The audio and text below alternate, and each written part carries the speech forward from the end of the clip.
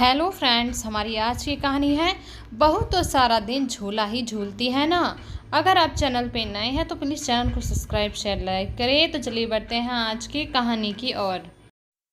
पापा जी, मैं ज़रा नीचे से आती हूँ, मन नहीं लग रहा। थोड़ा टहल लूँगी तो शायद अच्छा लगे। और हाँ, आते वक्त आपके लिए वो केसर कुल्फ़ी लेते आऊँगी, आपको बहुत पसंद आई थी ना।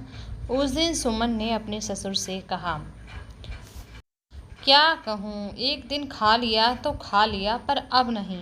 जब खाने की उम्र और पचाने की ताकत थी तब तो किसी ने पूछा ना खिलाया। अब बुढ़ापे में वो सब खाकर क्या करना। दाल रोटी मिल जाए और ढंग से पच जाए वही ठीक है। इतनी निराशावादी सोच ठीक नहीं पापा जी। इंसान को जब तक जीना चाहिए खुशी खुशी और हर चीज़ का लुफ्त उठाते हुए। अच्छा, पर जब खुद की बात आती है तो ये ज्ञान कहाँ जाता है बहू। ससुर के इस सवाल पर सुमन सक्काई गई। सुमन की बेटी और बेटा अभी अभी पढ़ाई के लिए बाहर गए थे। अचानक से काम घट जाने से सुमन के जीवन में एक शून्यता घर कर गई थी। बजाय वर्षों बाद मिले इस खाली समय का मजा उठाने की, वो उदास, डिप्रेस्ड और बीमार रहने लगी थी। तो डॉक्टर ने खूब व्यायाम और टहलने बताया था। घर के काम करने के लिए सहायिका थी ही, और 2-3 ससुर, पति और सुमन। आदमी का खाना, वो भी परहेजी बनाने में भला कितना समय लगता। तो वो सब करके सारा दिन सुमन अकेली घर में बोर होती रहती। आसपास कोई वैसे सहेली वगैरह भी नहीं थी जो टाइम पास करती। अक्सर पति से कहती, जो हम जोड़ते हैं बाद में वही पाते हैं। मैंने पूरी ज़िंदगी घर के कामों को सौंप दिया, ना कोई दोस्त बनाया, ना कहीं आना ना न जाना। आज अकेलापन मुझे खा ले। सुमन, अभी भी कुछ नहीं बिगड़ा। अगर बगल वालों के घर जाओ, दोस्ती बढ़ाओ, फिर तो पता चलेगा ना सबको कि तुम फ्री हो। सब समझते होंगे या तो व्यस्त रहती होंगी या फिर घमंडी होंगी। पर सुमन पहल करती ही नहीं थी। उसके मन में पिछले जीवन की ही इतनी समय न मिलने की शिकायतें थी कि और किसी नई सोच या नए विचारों का प्रवेश ही नहीं हो पाता था वहाँ। जबकि ससुर और पति समझाते कि जो समय सामने है वही अपना है। अतीत के बारे में सोचकर कुछ हासिल नहीं होने वाला।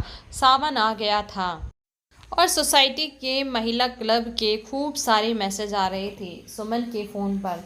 सावन फेस्टिवल मनाया जा रहा था तो विभिन्न तरीके की प्रतियोगिताएं हो रही थीं। यूँ तो ऐसे मैसेज हर साल आते थे और अपनी व्यस्तता की वजह से वो उन्हें इग्नोर करती रहती थी। तो इस बार कभी मन करता चली जाए तो कभी मन करता नहीं जाएगी, जाकर करना क्या। रात पति से खाना खाने के बाद उसने कहा, एक बार चलिए ना, क्लब देख कर आते हैं। सुना है सावन फेस्टिवल हो रहा है वहाँ। टहलना भी हो जाएगा और देख भी लेंगे। नेकी और पूछ पूछ, चलो देख आते हैं। सुमन ने देखा, क्लब को बहुत खूबसूरती से हरियाली थीम पर सजाया गया है और सबसे बड़ा आकर्षण था हरा भरा झूला। पेड़ पौधे के आकार के फ्रेम पर सजाकर झूला इतनी सुंदरता से लगाया गया था मानो घने जंगल के बीच में लगा हो। सुमन झूले के पास जाकर खड़ी हो गई। तभी उसके कानों में कौंधा अपना ही वो जुमला, जब दिन रात सारे काम वाम करके वो निढाल रहती और लोग कहते, अरे घर में ही रहती है ना, कितना सा काम ही होता है घर में। हाँ, काम कहाँ होता है, मैं तो सुबह से उठती हूँ और झूले पर बैठी रहती हूँ। सारे काम तो खुद ब खुद निपट जाते हैं और मुझे झूले पर ही चाय नाश्ता खाना मिल जाता है। मेरा काम तो है बस सारा दिन झूला झूलना।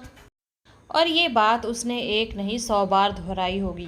तभी सबने उसे चिढ़ाने के लिए उसका नाम ही झूला रख दिया था। तब लगता उसे सच में झूला झूलना कितना अलभ्य चीज़ है। या तो कहानियों में रानी राजकुमारियों को झूला झूलते पड़ा है, या फिर फिल्मों में बड़े घर की औरतों को झूले पर बैठकर अंगूर खाते देखा है। झूला वो शौक है जिसके लिए समय चाहिए, समृद्धि चाहिए, मन में उमंग भी चाहिए। झूला कोई आम चीज़ नहीं, खुशियों का प्रतीक है। भी तो बच्चे झूले पर बैठते ही मुस्कुराने और खुश होने लगते हैं। झूला सारी सुमन तब से झूला पकड़कर वहाँ खड़ी हो, पूछ रही हो क्या झूले से कि तुम पर बैठूं या बैठूं? अरे बैठ भी जाओ यार, मैं झूलता हूँ।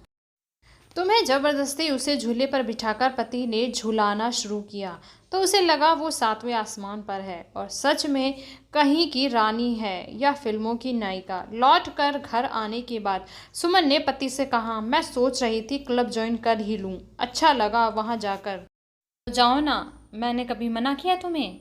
से कहो तो घर में भी एक झूला लगवा दूँ और तुम्हारी वो इच्छा भी पूरी कर दूँ जो तुम्हारा जुमला हुआ करता था। अब भी ना, सुमन शर्मा गई। सच में झूले ने आज उसकी खोई खुशियों को लौटा दिया था। खुश होने का जज्बा वापस पा गई थी वो। अगर दोस्तों आपको ये कहानी अच्छी लगे तो प्लीज़ इसे अपनी फैमिली और फ्रेंड के साथ ज़रूर शेयर करें और हमारे चैनल को लाइक शेयर सब्सक्राइब करते हैं और आगे मिलते हैं ऐसे ही किसी प्यारी सी कहानी में। हमारी कहानी को सुनने के लिए बहुत बहुत शुक्रिया।